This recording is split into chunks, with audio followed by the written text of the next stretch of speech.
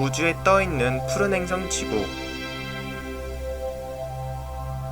표면의 약 70%는 물로 덮여 있습니다. 바다는 어떻게 형성되었을까요?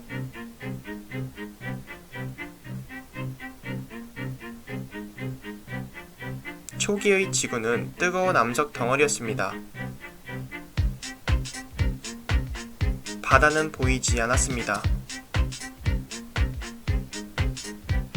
그 대신 마그마로 뒤덮여 있었습니다.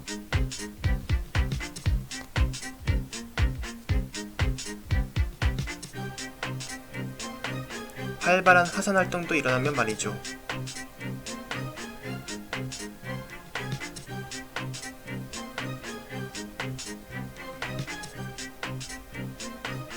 하지만 지구가 천천히 냉각되며 수증기를 대기로 방출했습니다. 이들은 구름을 형성하고 응결하여 비로 내렸습니다. 저지대에 축적된 물이 초기 바다를 형성했습니다.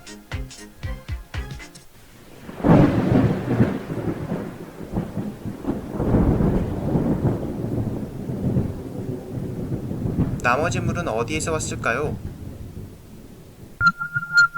우주에서 왔습니다. 얼음 형태로 물을 포함한 해성이 지구와 충돌하며 물을 공급했습니다.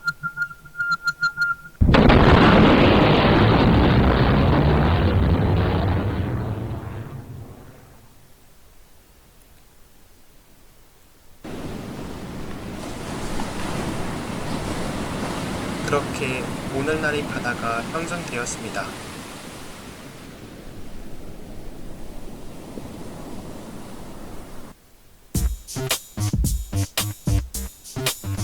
육지를 둘러싸고 있는 바다. 우리는 이제 그 속으로 들어가 보겠습니다.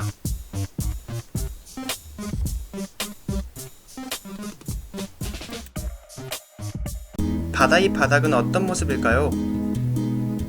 과거의 사람들은 바다의 바닥은 평지라 생각했습니다. 그러나 점차 기술이 발달하며 인류는 바다의 바닥을 알아가기 시작했습니다. 그저 간단히 평지가 아닌 다양한 지형이 있다는 것을 알게 된 것입니다. 지금부터 해저 지형에 대해 알아보겠습니다.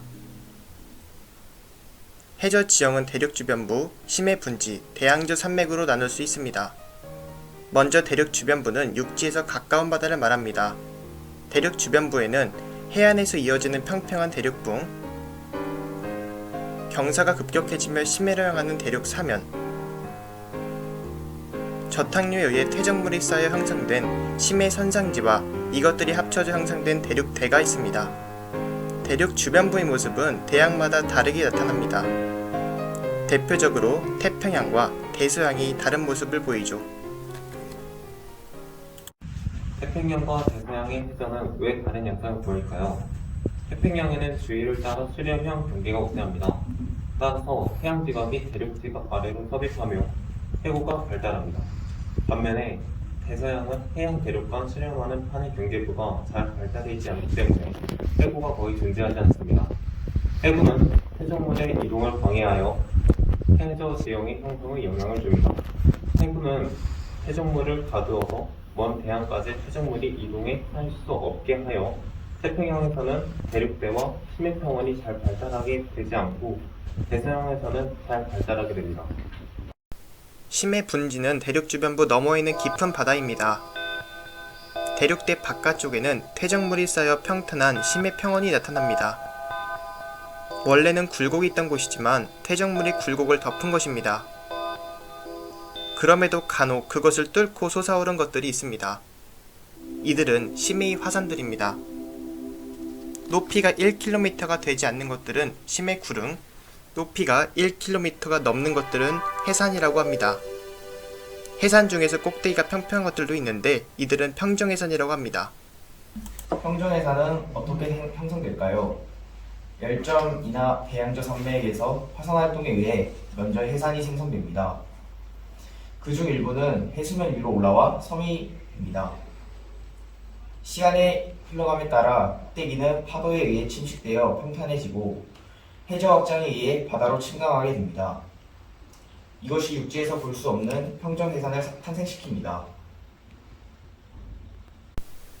화산 활동이 대부분 해저에서 일어난다고는 생각하지 못할 것입니다. 하지만 실제로는 지구상의 화산 활동의 80%가 해저에서 일어나고 있죠. 육지의 산맥을 난쟁이처럼 보이게 하는 지구상에서 가장 큰 화산 지형이 바닷속에 있습니다. 바로 대양저 산맥이죠. 이곳은 두 개의 해양판이 발산하며 해저 확장이 일어나는 장소입니다. 두 판이 벌어지며 아래의 마그마가 올라오고 냉각됩니다. 그러면서 새로운 해양 지각을 형성하고 오래된 지각들은 대양저 산맥에서 점점 멀어집니다. 이들은 대륙판과 충돌하며 대륙판 아래로 침강하게 됩니다. 해양판이 밀도가 커서 대륙판 아래로 들어가는 이런 현상을 섭입이라고 하죠. 섭입이 일어나며 깊은 선형의 자국이 생기는데 이를 해구라 합니다. 여기에서 오래된 해양 지각이 소멸됩니다. 태평양에는 섭입이 일어나는 수련면 경계부가 우세하여 해구가 잘 발달되어 있습니다. 이것이 태평양의 대륙대가 잘 발달할 수 없게 만드는 요인이죠.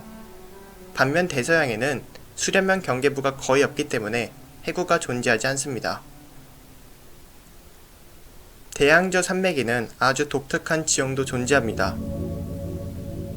열수공입니다. 두 해양판이 벌어지며 깨진 틈이 생기는데 여기에 차가운 해수가 마그마에 접근해 뜨거워진 뒤 가열되어 분출을 내게 됩니다. 이것이 열수공이죠.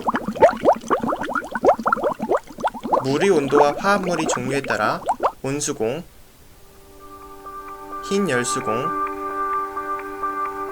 검은 열수공으로 나눌 수 있습니다. 여기에서 분출되는 황화 물질들로 함기성 박테리아가 서식할 수 있게 됩니다.